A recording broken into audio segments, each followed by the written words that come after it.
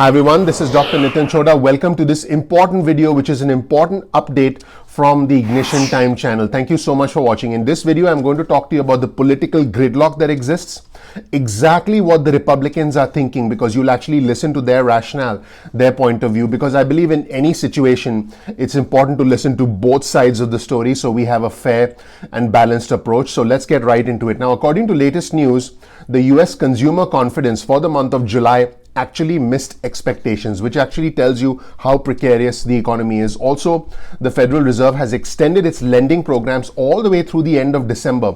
Remember, these programs were scheduled to expire at the end of September. And Bill Gates has actually said that pandemic testing for the illness, is a complete waste unless the results are available in 48 hours. Just something to consider. So now let's get into exactly where the negotiations stand right now, where the Democrats are at, and how far apart they are from the Republicans. There are certain areas where the two sides are pretty far apart. The Democrats want much higher unemployment extension benefits, and we've talked about that elsewhere on my channel, and you're aware of that. Number two, they want state and local aid, because a lot of state economies have been decimated by this pandemic. They want hazard pay for essential workers. That's what the Democrats want. They want more money for the United States Postal Service. And as you know, the administration wants the Postal Service to raise rates and essentially be more self-sufficient. They want an expansion of food stamps. That's what the Democrats want. They want $100 billion with a B for renters, and they want $58 billion for pension programs. So one other thing, the GOP had discussed providing a federal COBRA subsidy for those who had lost their insurance, but it does not appear that that has made its way into the HEALS Act. So we'll wait and see what announcements we get about COBRA, because individuals losing health insurance is a big problem with the state of affairs that we are in right now. So now let's get into an important interview with Representative Pat Toomey. He's a Republican from Pennsylvania, and he's a member of the Congressional Oversight Committee that's tasked with the monitoring of the implementation of the CARES Act. And he did a pretty short interview. I believe it's a 4-minute interview on CNBC, and I'll show you that interview right here. And by the way, I'll link you to that interview below, as well as some of the news I covered at the start of this video about all of the comments, the July consumer confidence, and all of those things. I'll link you to all that in the description below. But in case you want the bottom line, let me give you the bottom line right now based on this interview with Toomey. And what I try and do is I try and read between the lines for my subscribers. He said that it's going to be a week or two until something definitively gets passed. He said that the Republicans are divided. The Republicans said that the Republicans are divided. And you know, a lot of my viewers, subscribers say, oh, you know, these guys don't matter. It's just the president that matters. That's not right. What happens is, in any situation, there are many people involved, and it's often that you get the best information from the least likely source, because that's how you know the truth emerges, when you listen to information coming out from, I would say, the edges of the equation, as opposed to looking right in the middle. So I encourage all my viewers and subscribers to pay attention and to be alert. And if you rush to judgment about the news source, I think you'll be left out, and you'll make the wrong conclusion. So he said that it'll be a week or two until things get passed. He said the Republicans are divided. He also said that, in his words, Speaker Pelosi will get her pound of flesh. So the Republicans have already given in to the fact that they're going to have to negotiate with the Democrats, and it's not going to be easy. His exact words, Senator Pelosi will get her pound of flesh.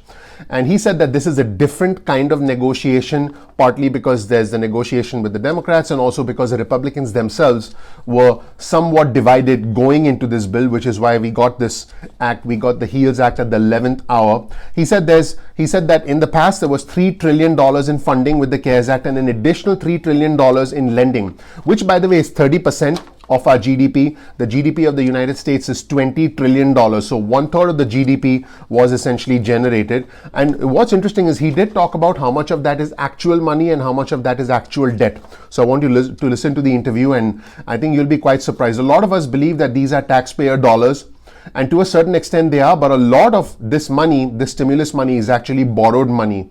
It's us borrowing the money from our future to pay ourselves in the present right now. Very interesting to pay attention to these important things, which essentially tell us about the full picture. He also talked about the $1 trillion that's on the table. So $1 trillion on the table with the HEALS Act, and another $1 trillion will probably get in.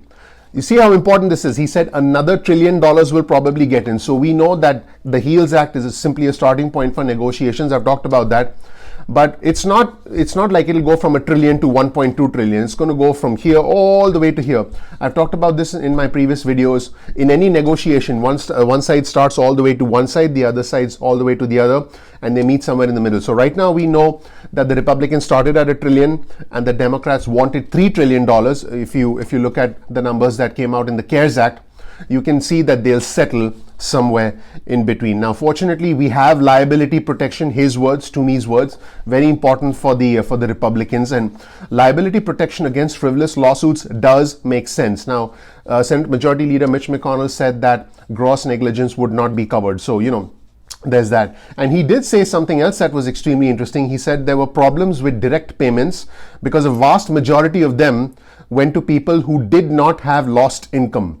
So that was interesting because the allocation of money was so vast, was so widespread that a lot of people who didn't need the money got it. So that was interesting. And he did extensively talk about state level problems faced by individual states. So let's go ahead and look at this clip right now. I'd love to hear what you think. So make sure you comment in the comment section below about what you think about this inside news from an important member of the Republican Party. This isn't the kind of information we normally hear from the US Treasury Secretary Steven Mnuchin or from the White House Economic Advisor Larry Kudlow. This certainly isn't the kind of information we hear directly from the White House.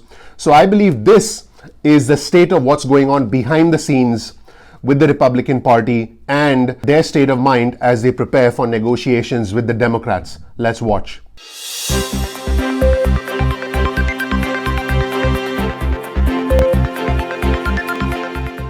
Stimulus proposal. Senator Pat Toomey of Pennsylvania, of course, a member of the Congressional Oversight Commission tasked with monitoring how the Fed and Treasury are managing that CARES Act fund. Good morning to you, Senator. Where do you think we are, and how quickly can something like this really get passed? Oh, I imagine it's probably another week or two, but this one's going to be different from previous bills in that the Republicans will be divided on this one. The other bills have passed thus far, I think unanimously in I think every case. That's not going to happen this time. We're already spending a tremendous amount of money, and that's before Speaker Pelosi gets her pounds of flesh. So this one's going to be a different kind of negotiation. And in terms, though, I mean, let's talk about it. There's the Republicans and the Democrats, and then you're talking about sort of two factions, even with the Republican Party. How do you see that breaking down, and what are the implications for whatever we see ultimately in this bill? Yeah, it's a good question. It's a little bit hard to know, but I think there'll be a lot of conservatives who will say we just aren't going to go. And remember, keep in mind what we've already done. $3 trillion of spending, another $3 trillion at least of authorization for the Fed for lending. That's 30% of our entire GDP. And some of us look and see some price signals that are starting to get a little bit worrisome, right? A sustained decline in the dollar, gold setting new records, silver on a rocket ship, tip spreads widening relative to ordinary treasuries. At what point do we say there's a red light flashing here? So the idea that we're going to pile on after the trillion that's already on the table, another, trillion? That's going to be really, really problematic. I think Speaker Pelosi is likely to be adamant about sending still more money to state governments. We've sent $486 billion already. They have taxing authority. They have the power to go out and borrow funds, but she's going to insist on a whole lot more. My guess is some of that probably gets in. Fortunately, we do have the liability protection. That's absolutely essential. That's in our bill. But I'm really worried about where this ends up. Senator, let me ask you, though, in terms of the economy and what you think is at risk if more money is not spent, and I will say the conventional wisdom, at least in the markets, had been going into the election, I think the view was between the administration and, frankly, many Republicans and also Democrats, that people were planning or expecting the government would spend. No? There is a high expectation of that, and that expectation is probably correct. Look, I think this is going to pass in the end, and probably another trillion or $2 trillion. By the way, we're monetizing about 60% of this. We borrow the other 40%. How does this end well if you just keep doing this in increments of trillions? I think at some point we get to the point where it's a little bit much. And one of the other worries that I have more immediately is that some of these things actually discourage the reopening of the economy. These direct payments, the vast majority of direct payments went to people who didn't have any lost income. And we're going to do that again, except on a bigger scale. So there's a lot of this that's a little bit worrisome. How concerned are you about cities and municipalities?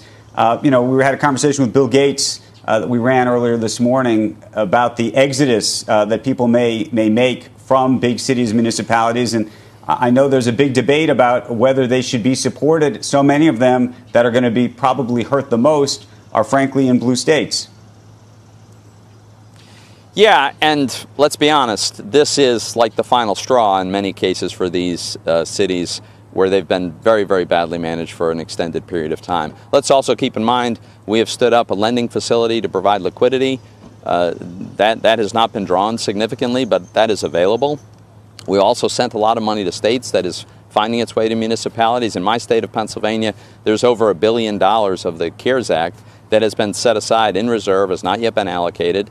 That's available to go to cities. Some of the money that has been allocated has gone to counties, and many county governments have not had a revenue loss. They can allocate that to cities within their boundaries. So there's a lot that's already been done. So that was it. Let me know what you think in the comments section. If you want important, detailed, fair and balanced breaking news alerts sent directly to your phone, get your cell phone out and send a text message with the word ignition or with the word time to 70,000. That's 70000. Again, the name of our channel is Ignition Time. So just send a text message with the word ignition or with the word time to 70000, and you will be put on our list to get important, fair and balanced news alerts that affect your finances. I look forward to bringing you more news and alerts with the Ignition Time channel. Thank you so much for watching. If you did learn something new, please consider clicking the like button below. It really helps out the YouTube algorithm. I would appreciate it personally. And also please consider subscribing. Also enable the notification button so you get an instant update